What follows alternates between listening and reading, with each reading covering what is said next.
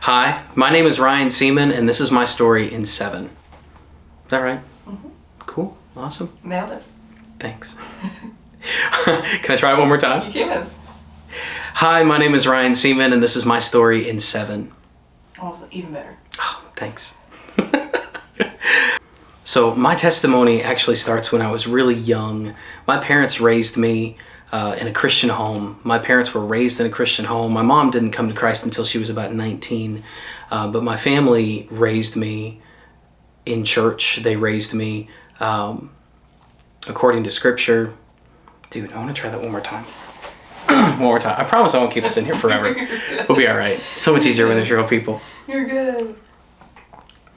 So my story actually begins when I was really young. My parents raised me in a Christian home. They taught me about Jesus, and they taught me about my need to be saved from my sin. And so by the time I was 5 years old, I was ready. I was excited to put my faith in Jesus and ask him to forgive me of my sins and to proclaim I'm a Christian now and to tell people about that. And so from the time that I was very young, I was excited about Jesus and to tell other people about him. But if you fast forward about 10 years, that's when I really started to see my faith become my own. My parents were always very faithful to take me to church, and so we were going to church, and I was signed up for summer camp one summer, and so we went out to Crossings, Camp Cedarmore, and I hadn't really thought very much about what I wanted to do with my life up to that point, but the last night of camp, the camp pastor was giving his typical altar call, and he told all the students, if anybody feels led to put their faith in Jesus, stand up. And he had done that each night, and I kind of knew what to expect, and so I continued sitting because I knew that I had done that already. But then he said, I don't normally say this, but if anybody feels led to devote their life to the ministry of the gospel, I want you to stand up. And at that point, it was a no-brainer. I just knew, well, that's me. And so I stood up, and there was one other person in our group that stood up at the same time, and that was Anna Crasher. And God has been faithful in our lives to guide us through the process of what it looked like to devote our life to the gospel. When I was 5, my understanding of the gospel was limited, but God still met me where I was. And when I was 15, my understanding of where God was leading me was limited, but he was guiding me every step of the way. And a couple years later, a few years later, I was 18. I just turned 18, and our youth pastor asked me if I would consider an opportunity to come back and teach the middle school Sunday school class. And my answer to him was actually no, I wouldn't consider that.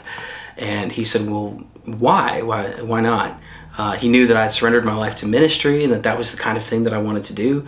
And I told him, I'm just not worthy. I'm not worthy to do that. I have never taught before. I have no experience.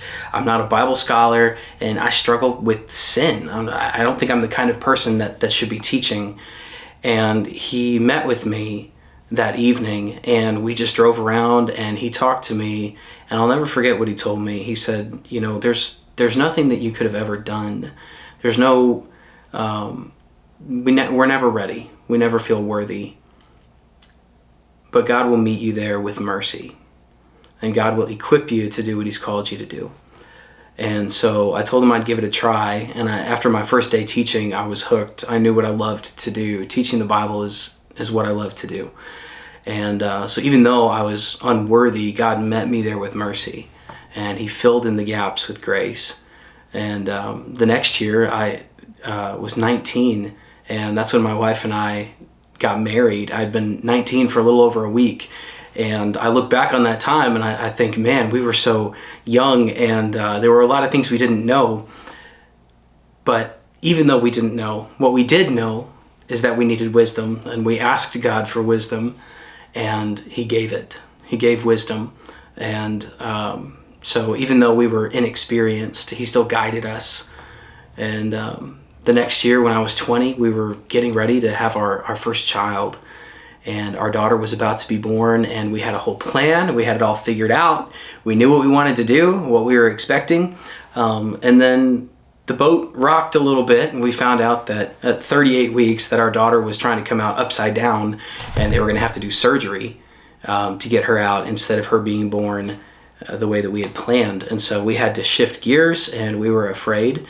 But she was born, and everything went really, really well. In spite of our fear, the Lord guided that process, and it ended up being better than what it would have been otherwise. And so, even though we had a plan and we were afraid when it changed, God's plan was better, and He met us there. And so that was really cool to see. A few years later, when I was 25, God opened up an opportunity for me to step into full-time pastoral ministry.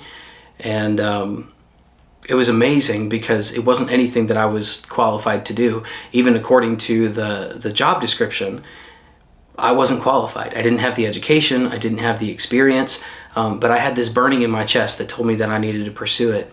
And on into the process, I found out that they were about to hire somebody else who had a master's degree and had some experience, and I sort of thought, well, that just makes sense. But then a couple of days later, they gave me a call and they said, hey, it's hard to explain. There's not even really a particular reason, but it just didn't really work out, and we feel led to call you. And so they did, and it was amazing the way that even though I was unqualified to do that, God still made a way, and He still equipped me to do the work. It was amazing. And I look back on each of these things, and I'm reminded of different people throughout Scripture that were in those circumstances. They were unqualified, but God met them where they were, and He made a way for them to do what He had called them to do. Or I think of people who were afraid, and God still met them where they were, and He brought them through. And that's been the story my whole life. God has always been faithful. God has always been good.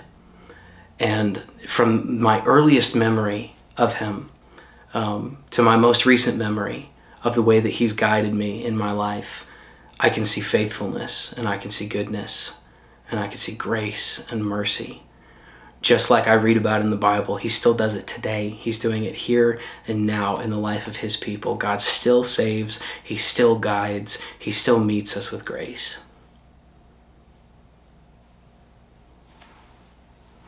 Oh, great. Thanks. Can we try the whole thing again? I'm just kidding.